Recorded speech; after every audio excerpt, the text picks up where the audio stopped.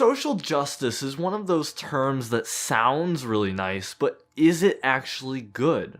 Is it possible that social justice is actually evil? Well, in this video, we're going to explore that question and explore the 3 different problems with the radical left.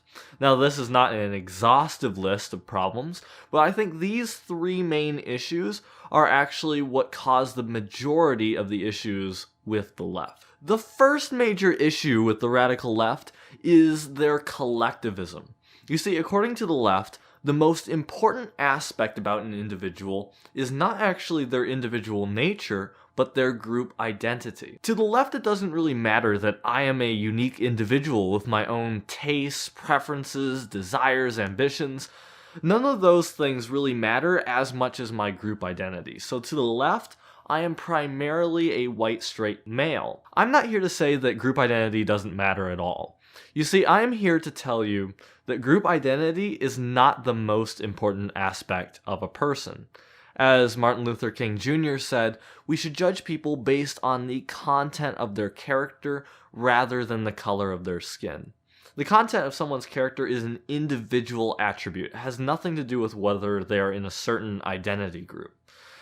It's actually when we start viewing people as mainly identity groups that we go into things like racism, sexism, and bigotry of all kinds. So I think the biggest solution to a lot of the problems that we have is actually to care less about group identity rather than more. One of the main issues of collectivism is actually tribalism. You see, if I view myself as mainly a white person, then I automatically view all other groups, all other racial groups, as other. And this can be nothing but negative. Another problem with this issue is that people generally divide groups into race, sex, sexual orientation, and gender identity. But why should these groups actually be the ones that we focus on? Why not focus on other attributes that we can use to group people? Perhaps we view people in terms of their height. Maybe we measure people by their weight. Maybe we look at people by their age. Maybe we look at people by their region and where they're born. Maybe we look at them based on accent. Why should we divide groups based on race, sex, gender identity, and sexual orientation? Why are these the important groups? Now, what happens when you take people and divide them up into groups? Let's say you divide people up by race, and you take each of the races and you divide people up. Now let's say you take the white race, and then you divide white people up by male and female, so you get a little bit smaller. Now let's say you take white men and women and you divide them up by religion. So let's pick Christianity, so that gets a little bit smaller. Now you divide those people up by age, and that gets smaller. And you divide them up over and over again by these infinite number of categories, and eventually you'll realize that you reach the individual level, which means collectivism is actually a contradiction. The more and more categories you add, the closer and closer you get to the individual.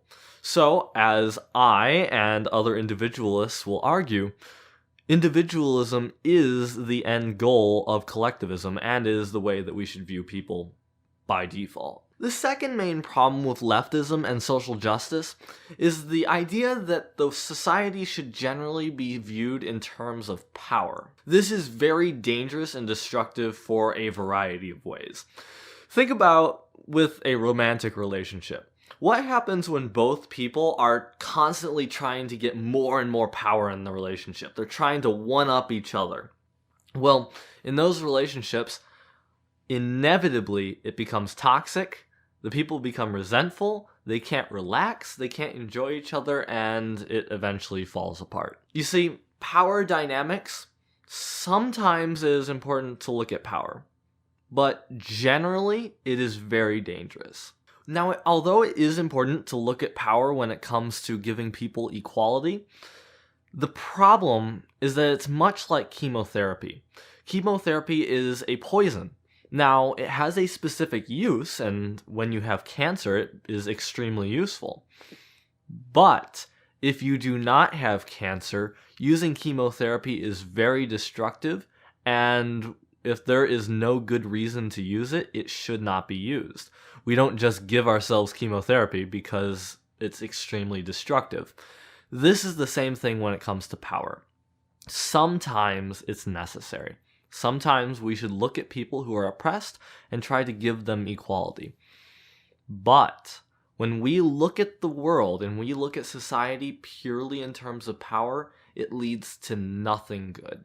Matthew 23 verse 12 says, "Whoever exalts himself will be humbled, and whoever humbles himself will be exalted." Scripture is clear that those who try to seek power are not seeking the will of God. You see, we are to glorify God and not ourselves.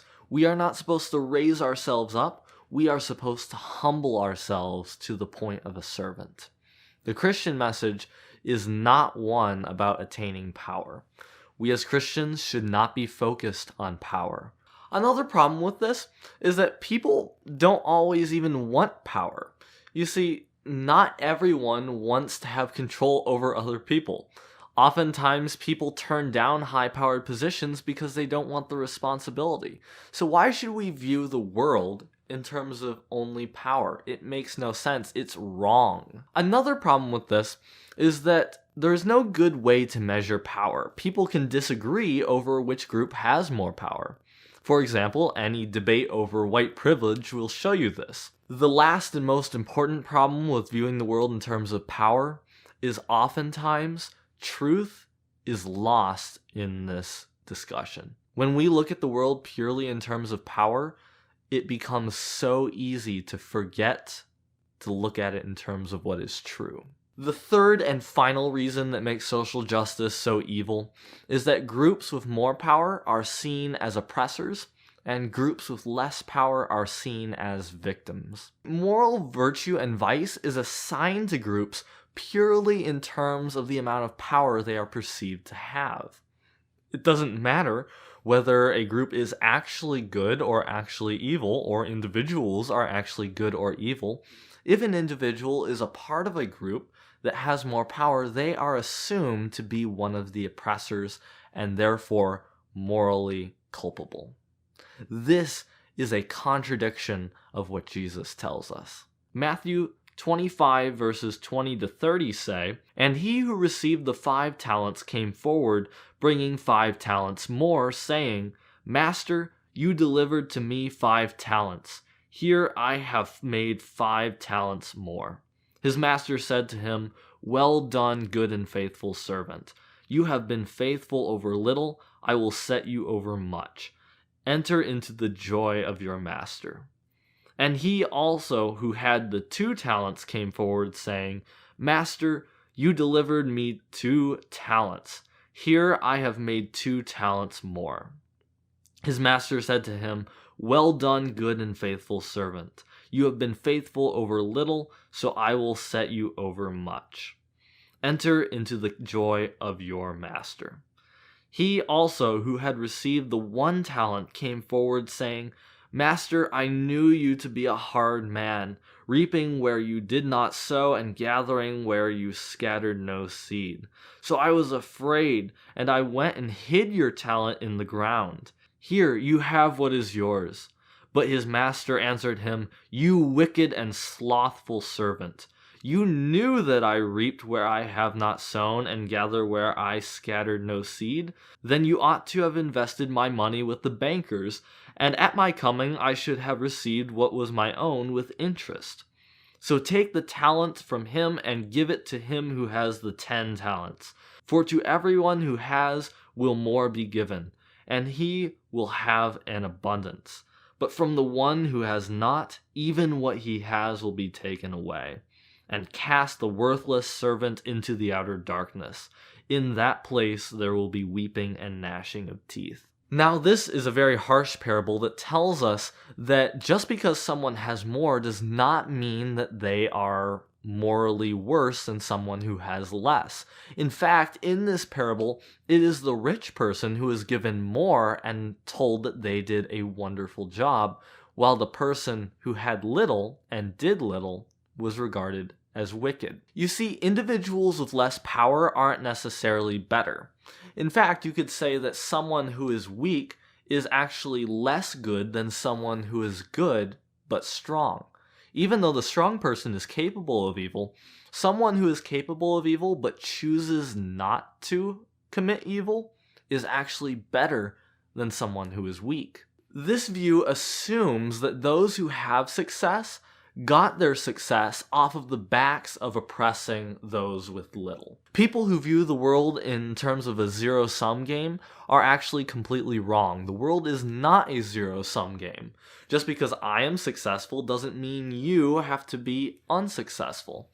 The world does not work like that. I can create new resources and not take anything away from you. This leftist doctrine is fundamentally an example of what happens in Cain and Abel.